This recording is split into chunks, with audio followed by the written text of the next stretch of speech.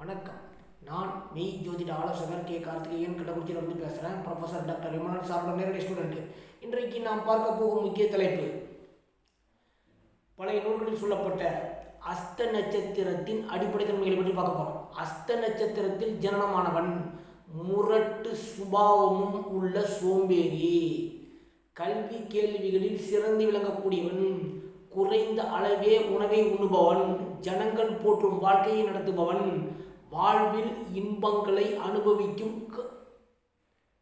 பண்பை உடையவன், கருத்து உடையவன், ஆற்றலுடையவன், சுதந்திரவான், உறுதி கொண்டவன், நல்ல சிந்தனை போக்குடையவன், விருத்தாப்பிய யோகம் உடையவன், அதாவது வாழ்வின் பிற்பகுதியில் பெரும் பொருட்களை ஈட்டக்கூடியவன், கலகம் செய்பவன், அகன்று விரிந்த மார்புகளை உடையவன், முதுகு பக்கம் புறங்கால்களும் வடிவமைப்புடன் அமையப்பெற்றவன், ஸ்தானம் செய்வதில் அதிக விருப்பம் உடையவன், ஆசானிடம் மிகுந்த மரியாதை வைத்திருக்கக்கூடியவன், அறச்செயல்கள் செய்யக்கூடியவன்.